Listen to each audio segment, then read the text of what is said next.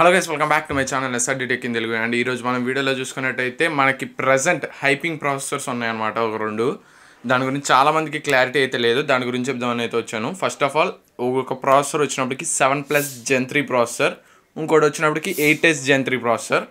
ఈ 20 నుంచి 30 వేల మధ్యలో ప్రైస్ సెగ్మెంట్ మధ్యలో మనకి ఈ రెండు ప్రాసెసర్స్ అయితే చాలా బాగా రూల్ అయితే చేస్తున్నాయి అనమాట ప్రజెంట్.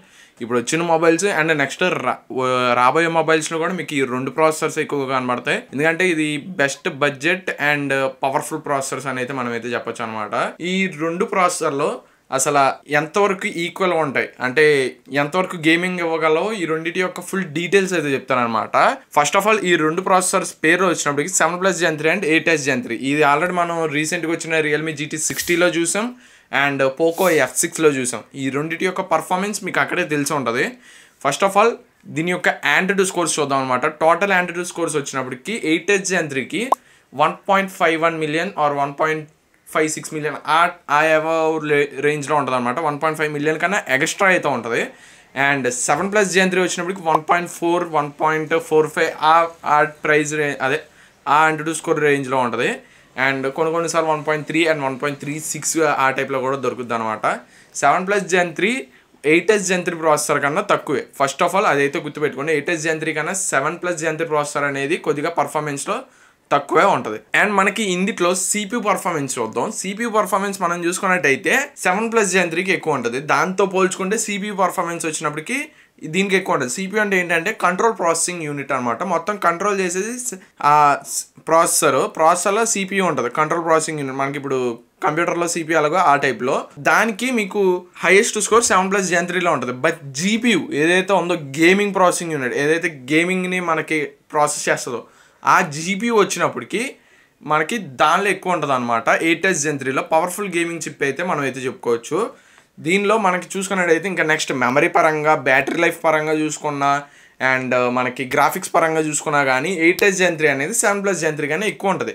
బట్ ఈ రెండు ప్రాసెసర్లు కొత్తవి కదా, మనకు ఆల్రెడీ ఉన్న ప్రాసెసర్లతో కంపేర్ చేసి చూసుకుంటే కనుక ఇవి వచ్చినప్పటికి 7+ Gen 3 ప్రాసెసర్ అనేది 8+ Gen 1 ప్రాసెసర్ ఏదైతే ఉందో దానికన్నా 1 టైం ఎక్కువ ఉంటుంది.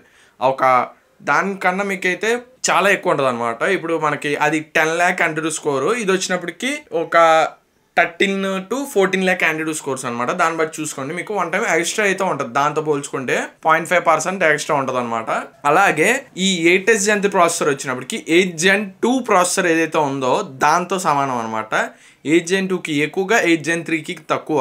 ఆ టైప్లో మీకు 8S Gen 3 ప్రాసెసర్ అనేది అయితే ఉంటుంది. ఇదైతే చాలా పవర్ఫుల్ ప్రాసెసర్. ఒకవేళ మీకు 30,000 లోపు వచ్చిందంటే ఈ ప్రాసెస్ చాలా మంచిది అనమాట. నెక్స్ట్ రాబోయే అప్కమింగ్ మొబైల్స్ గురించి ఒక వీడియో అయితే చేశాను. దానిలో కూడా మీకు నెక్స్ట్ వచ్చే ప్రాసెసర్లు ఎక్కువగా ఈ రెండు ప్రాసెసర్స్ అయితే ఉంటాయి. అండ్ నెక్స్ట్ ఇంకా మనకి చాలా మొబైల్స్లో ఈ రెండు ప్రాసెసర్స్ అయితే ఎక్కువ చూస్తాయి. ఎందుకంటే తక్కువ బడ్జెట్లో మనకి ఈ ప్రాసెసర్ అనేది చాలా బాగా వర్క్ అయితే అవుతుంది అనమాట.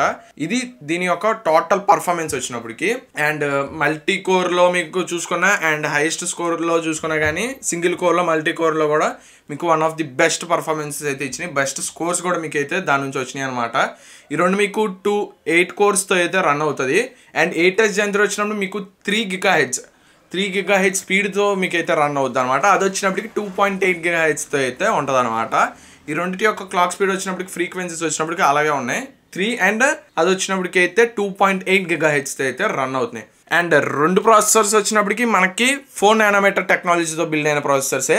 3 nm టెక్నాలజీ మనకి ఇప్పుడు నెక్స్ట్ మనం యాపిల్స్లో చూసాం. ఇంకా నెక్స్ట్ రాబోయే ప్రాసెసర్స్లో మనం 3 nm టెక్నాలజీతో బిల్డ్ అయిన ప్రాసెసర్స్ చూడాలి.